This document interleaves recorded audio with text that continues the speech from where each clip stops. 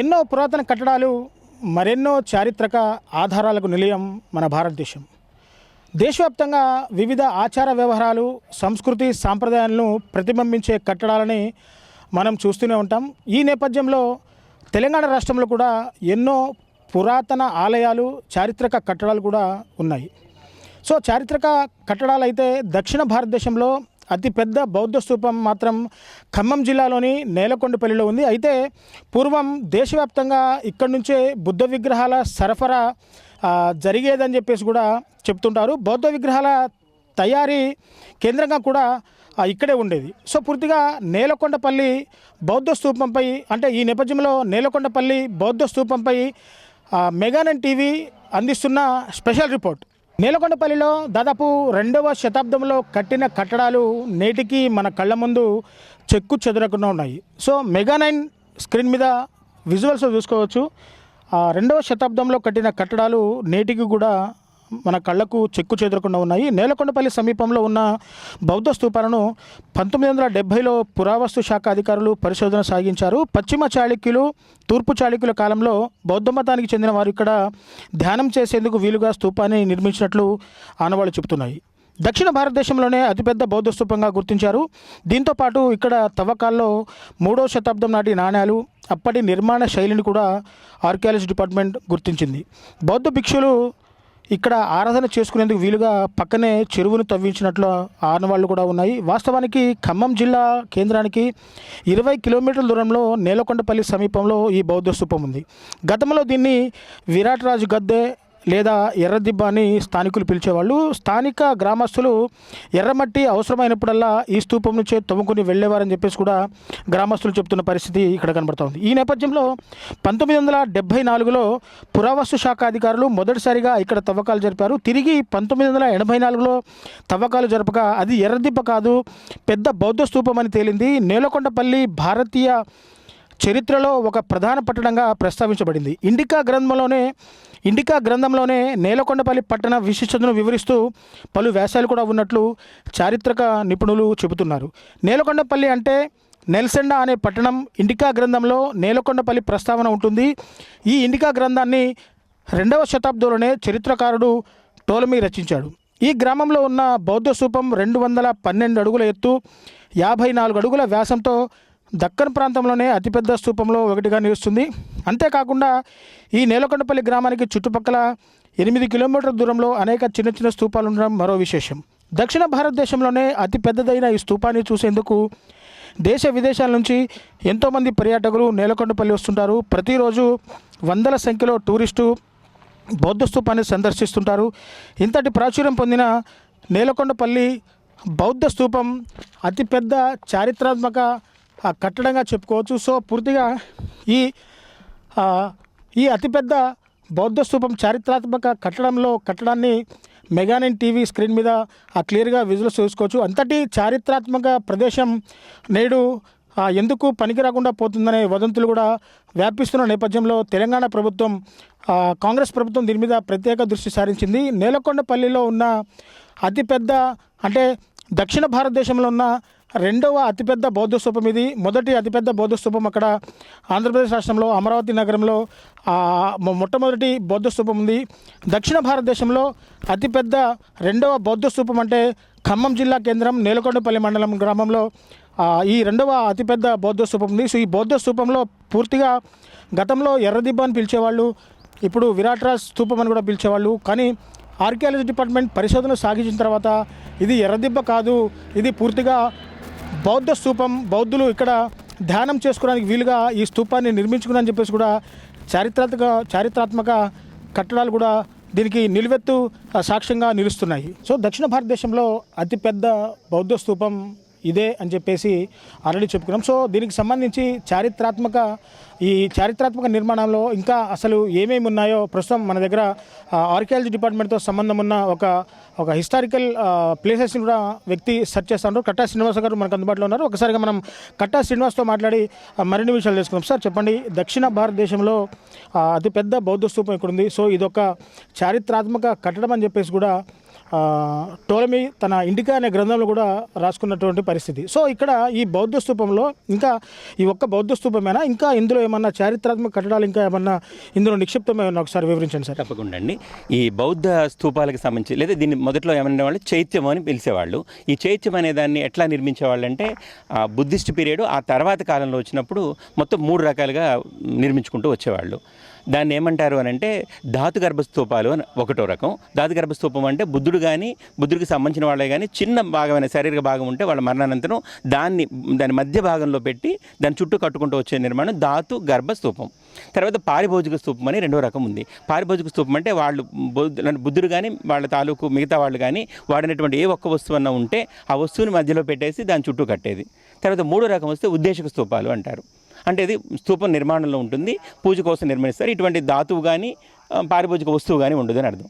కానీ ఇవన్నీ మనకి ఎప్పటి కాలాన్ని మనం చూసుకున్నట్లయితే క్రీస్తు పూర్వం నుంచి అంటే బుద్ధుడి కాలం నుంచి ఆ తర్వాత అశోకుడి పీరియడ్ వరకు ఈ మధ్యకాలంలో కట్టుకుంటూ వచ్చినాయి. శాతవాహనను చాళుక్య పీరియడ్ వరకు అని అంత పూర్వకాలానికి సంబంధించినటువంటి ఒక నిర్మాణం మన ప్రాంతంలో ఉండడం అనేది ప్రత్యేకమైంది. రెండో విషయాన్ని తీసుకుంటే వీళ్ళు ఓన్లీ దీన్ని ఆధ్యాత్మిక కేంద్రంగా తీసుకోలేదు. బుద్ధిస్టు తర్వాత వచ్చినట్టయితే వాళ్ళ మాటల్లోనే 3 సూక్తాలు ఏం చెప్పుకుంటూ వస్తారంటే బుద్ధం శరణం గచ్చామి, ధర్మం శరణం గచ్చామి, సంఘం శరణం గచ్చామి అన్నారు. బుద్ధుడు ఎంత ప్రాముఖ్యతో ధర్మం అంతే ప్రాముఖ్యత, సంఘం కూడా అంతే ప్రాముఖ్యత. సంఘానికి విలువ ఇవ్వాలనుకున్నారు.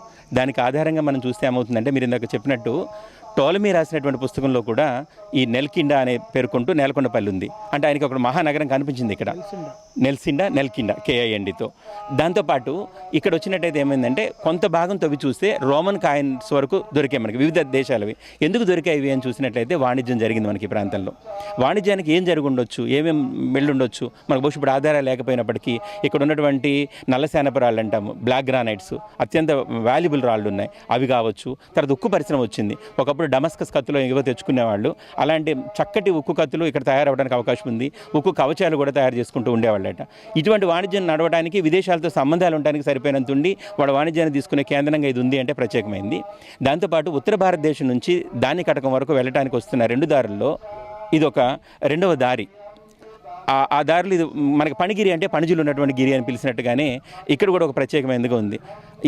ఈ నేలకొండపల్లి గురించి మనం ఒకసారి నెక్స్ట్ తరాలకి ఏమో చెప్పుకున్నట్టయితే ఒక తెలంగాణ ప్రాంతంలోనే అనుకోవచ్చు, ఈ జిల్లాల పరంగా కావచ్చు, ఇంత చరిత్ర నిక్షిప్తం చేసుకున్న నేల ఇక్కడ ఉంది అన్నట్టుగా ఉంటుంది. దానికి ఇప్పటి వరకు చేసిన దాంట్లో మళ్ళీ అదే రకమైన రాళ్ళు తీసుకొని మళ్ళీ అదే డంగు సున్నం తీసుకొని నిర్మించడం అయితే బాగుంది, కానీ దాని వివరణ అర్థమయ్యేలాగా పెట్టలేదు.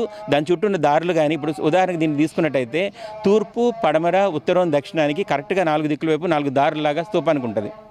కానీ మనం చేసింది ఎట్లా ఉంది అంటే దాని చుట్టూ తిరిగే దాంట్లో మనకు తోచినట్టు పెట్టేసాం. దానికి అచ్చంగా తూర్పు దారి ఎక్కడ ఉంటుందో దానికి ఎదురుగా ఒక స్తంభం పాతేసాం. అంటే దానికి దారిలాగా ఉంచలా. మనం చేయాల్సింది మనకి ఇవాళ ఏముందని కాదు, దాన్ని మనం ఇవాళ వస్తున్న కొత్త పిల్లలు, ఇవాళ చదువుకుంటూ వచ్చిన పిల్లలకు అర్థం కావాలంటే ఇది స్తూపం అంటే ఏమిటి, మేదిని అంటే ఏంటి, దాని ఉన్న కక్షాపదం అంటే ఏంటి, దానిపైన హర్మిక ఎట్లా ఉంటుంది, అర్ధగోళం ఎందుకు పెట్టారు, ఇవి అర్థమయ్యేలాగా ఒకటి ఉన్నప్పుడు అది వాళ్ళు ఎందుకు పెట్టుంటారని తెలిసినప్పుడు ఈ విలువని పిల్లలు కూడా వాళ్ళ మనసులో నిర్మించుకుంటారు. దాంతోపాటు ఇక్కడ అనేక రకాల వస్తువులు దొరికాయి. అంటే సార్ ప్రధానంగా వాడుక భాషలో దీన్ని ఎర్రదిబ్బకు కూడా పిలుచుకునేవాళ్ళు. సో ఈ ఎర్రదిబ్బ లోపల ఇంకా ఏమేమి నిక్షిప్తమై ఉంటాయని మీరు అనుకుంటున్నారు ప్రధానంగా? అంటే ఇందులో నాణ్యాలు కూడా దొరికాయంటున్నారు. సో ఇందులో బావి లాంటి నిర్మాణం, అంటే నీళ్లు తాగడానికి బావి లాంటి నిర్మాణం కూడా ఉందని చెప్పేసి చాలామంది మన పూర్వీకులు కూడా చెప్పుకుంటున్న పరిస్థితుల్లో ఒక్కసారిగా ఈ ఎర్రదిబ్బ అంటే బౌద్ధ స్తూపం లోపల ఇప్పటి వరకు ఎవరైనా వెళ్ళి ఏమైనా వాళ్ళ కళ్ళతో చూసిన నిలువెత్తు సాక్ష్యాలు ఏమన్నా ఎర్రదిబ్బలో నిక్షిప్తమై ఉన్నాయంటారా? మంచి ప్రశ్న అండి. దీంట్లో ఏంటంటే మీరు అన్నట్లు దీన్ని ఎర్రదిబ్బ అని పిలవడానికి కారణం ఏంటంటే ఇటుక రాళ్ళన్నీ కలిసిన కుప్పలో ఎర్రగా ఉండేవి కాబట్టి ఎర్రదిబ్బ అనేవాళ్ళు. రెండో పేరు కూడా ఉండేది, విరాట్ రాజు దిబ్బ అని పిలిచేవాళ్ళు. అంటే విరాట్ రాజు అయినా పాండవులు అజ్ఞాతవాసం చేసినప్పుడు ఆశ్రయం ఇచ్చినటువంటి మహారాజు. ఈ చుట్టుపక్కల ప్రాంతాల మొత్తాన్ని ఏం చేస్తారంటే మహాభారతంతో లింక్ చేసి చెప్పుకుంటూ ఉంటారు. కీచకుడిని చంపిన ప్లేసు కీచకగుండం అని, తర్వాత ఇప్పుడు బాణాలు దాసిన ఊరు ఉంది, బాణాపురం ఉందని, గోవులను కాసిన ఊరు గోకినేపల్లి ఉందని, అట్లా మొత్తం లింక్ అంతా కూడా మహాభారతంతో చెప్తారు. అది ఎప్పటిదాకా 1980s వరకు కూడా అట్లనే ఉండేది. కానీ తర్వాత చూస్తే ఏంటంటే దీన్ని పరిశీలించి రాళ్ళు అవి చూసిన తర్వాత ఆర్కియాలజీ డిపార్ట్మెంటు కాదు దొట్టి దిబ్బ కాదు, ఇది బౌద్ధ స్తూపం అని చూసి దాన్ని పరిశీలన చేసి అది ఎట్లుంటుందో దాని మిగతా వాటి ద్వారా ఆధారాలు చూసి నిర్మించారు. మీరు అన్నట్టు లోపల ఏమైనా ఉంటుందా, మధ్యలో ఏమైనా ఉంటుంది అంటే 2 రకాల ఆస్పెక్ట్తో చెప్పొచ్చు.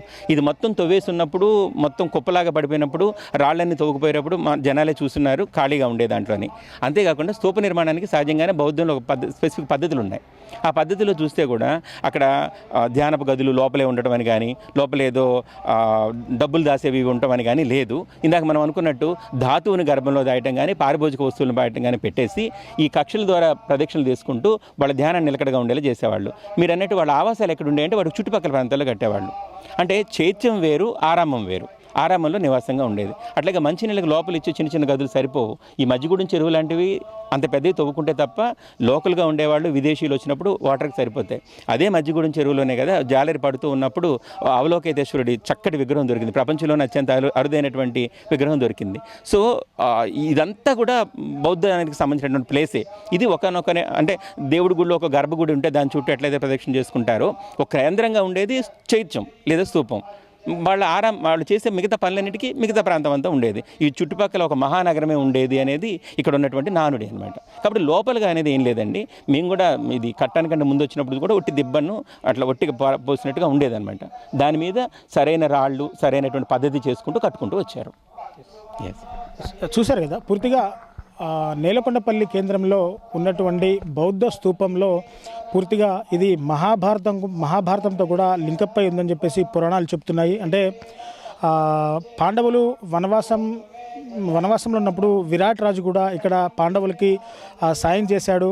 సో దీన్ని ఇక్కడ ఈ ఆధారాలు కూడా పూర్తిగా ఉన్నాయి. సో భక్తరామదాసు అంటే భద్రాచలం రామాలయ నిర్మాణంలో కీలక పాత్ర వహించిన భక్తరామదాసు కూడా కంచర్ల గోపన్నగా పిలిచే వ్యక్తి కూడా ఈ నేలకొండపల్లి ప్రాంతానికి చెందినవాడే. దీనికి మహాభారతం కూడా పూర్తిగా లింకప్స్ ఉన్నాయని చెప్పేసుకుంటున్నారు. సో ఈ చారిత్రాత్మక కట్టడాన్ని చూడడానికి ఎక్కడెక్కడో విదేశీ నుంచి కూడా పర్యాటకులు వస్తూ ఉంటారు. సో ఈ బౌద్ధ స్తూపాన్ని పరిరక్షించుకోవాలి. సో ఇది ఆర్కియాలజీ డిపార్ట్మెంట్ కనిపెట్టినప్పుడు కూడా పూర్తిగా ఇటుకలతో పేర్చిన ఒక ఎర్రటి దిబ్బలాగా ఉంది కాబట్టి దీన్ని ఎర్రదిబ్బ కూడా అనేవాళ్ళని చెప్పేసి కూడా పురాణాలు చెప్తున్న పరిస్థితి కనపడుతుంది. సో 2009లో అప్పటి కేంద్ర మంత్రిగా ఉన్న రేణుకా చౌదరి ఈ బౌద్ధ స్తూపం అభివృద్ధికై తన సొంత నిధుల నుంచి కొంత నిధులు కేటాయించినప్పటికీ ఇక్కడ అభివృద్ధి అనేది కొంతమేరకు జరిగింది. పూర్తి స్థాయిలో అభివృద్ధి అనేది పూర్తిగా జరగకపోయినా సో ఇప్పుడు తెలంగాణ కాంగ్రెస్ ప్రభుత్వంలో దీన్ని నేలకొండపల్లిని బౌద్ధ స్తూపాన్ని